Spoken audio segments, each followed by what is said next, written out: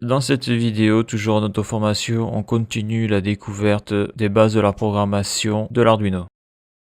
Donc on a vu les entrées numériques, maintenant les sorties numériques, sorties tout ou rien. Alors c'est pareil que les sorties numériques ou les sorties tout ou rien, tu n'as que deux états possibles, 0 ou 1. Donc 0, l'état sera low, le contact sera ouvert, donc le contact sera non passant. Donc les broches 3, 4 et 5, ce seront des sorties numériques, que moi j'appelle les sorties tout ou rien. Donc à l'intérieur, je crois qu'il y a des transistors. Quand tu as besoin d'un peu de puissance, tu vas utiliser des relais électromécaniques.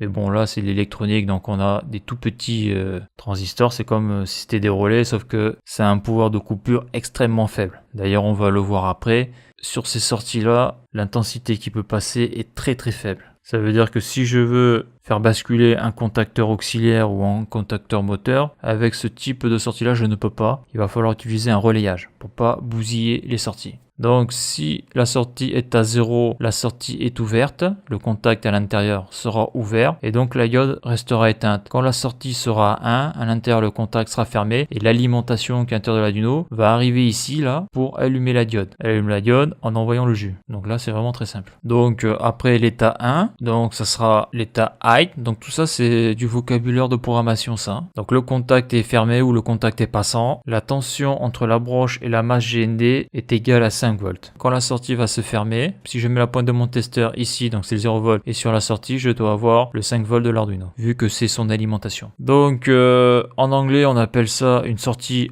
output. Alors la commande pour aller contrôler sa sortie numérique ou ses sorties numériques, parce qu'on le fonctionnement, c'est un peu comme pour l'entrée numérique. Pour aller la consulter, on a besoin d'une commande, c'est-à-dire une fonction. On va appeler une fonction qui est digital write. Donc pour les entrées numériques, on a utilisé la fonction digital read. Là, on va utiliser digital write et digital write. Donc digital, comme j'ai dit, c'est numérique. Donc entrée numérique 0 ou 1. Et donc le terme write, écrire. Donc là, je faisais que de la lecture au niveau des entrées et au niveau de la sortie je vais écrire, c'est-à-dire que je vais faire basculer les contacts. Ça permet de faire changer d'état à la sortie. Donc c'est grâce à Digital Write que je vais pouvoir faire changer d'état à la sortie. Exemple, on va brancher une DEL, donc une diode électroluminescente, et donc c'est grâce à la fonction Digital Write que je vais pouvoir l'allumer ou l'éteindre. Donc là j'ai mis une petite note, l'intensité maximale qui peut passer dans une broche. Donc l'intensité est de 40 mA. Au-dessus de cette valeur là, c'est la destruction de la broche ou de l'Arduino. Et à noter que l'interface USB peut fournir un courant maximal de 500 mA. Donc ça laisse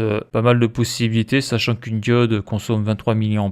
Donc on peut allumer quelques diodes avec ça. Donc après, on va voir le comportement des broches. Alors c'est ça qui est très intéressant avec l'Arduino, et en tout cas c'est ça qui est très choquant au début, c'est qu'une broche peut être une entrée ou une sortie. Comme je l'ai dit là on a 14 broches, ça va de 0 jusqu'à 13. Toutes ces broches peuvent être des entrées, ou alors elles peuvent être toutes des sorties, et dans l'eau je peux mettre des sorties, des entrées où je veux quoi. Donc la 2 sera configurée en entrée, la 3, la 4 et la 5 sera configurée en sortie. Donc là le terme de programmation ça sera input qui veut dire entrée, et pour les sorties ça sera output qui veut dire sortie. Donc ça c'est de l'anglais hein. Il faut configurer les broches dans le programme. Dans le bouquin ils nous disent qu'il ne faut pas utiliser les broches 0 et 1, donc il faut éviter car ce sont des broches qui peuvent être utilisées pour la communication avec le PC, donc c'est le TX et RX, transmission-réception. Il y a 14 entrées et ou sorties numériques tout ou rien. Il y a 6 entrées analogiques avec une résolution de 10 bits, donc ça on le verra quand on y sera. Mais de l'autre côté de l'Arduino, il y a une broche où ce sont les entrées analogiques. Donc là ce qu'on est en train de voir là, ce sont les entrées numériques, les sorties numériques. Sachant qu'il existe aussi des sorties analogiques, ce que n'a pas l'Arduino. Par contre l'Arduino a une sortie en PWM. Ça ressemble un peu à une sortie analogique, mais c'est pas tout à fait ça. Mais ça on le verra plus tard. Voilà, donc c'est marqué ici, il y a 14 entrées ou sorties numériques tout ou rien, dont 6 sorties commutables en PWM. Alors Émilie, donc c'est du français, ça veut dire modulation de lingeur d'impulsion, et PWM c'est Pulse with Modulation. Dans la prochaine vidéo, donc Arduino 14, on commencera à taper le programme. Alors voilà pour cette vidéo, si tu as aimé la vidéo, n'hésite pas à la liker et à la partager. Tu peux t'abonner à la chaîne, tu peux aller voir les articles de mon blog qui traitent de l'électricité, du chaud et du froid. Et pour ceux qui voudraient me soutenir financièrement dans la reproduction de mes vidéos par un don, le lien est sur la page d'accueil de la chaîne YouTube. Merci et à bientôt pour une prochaine vidéo.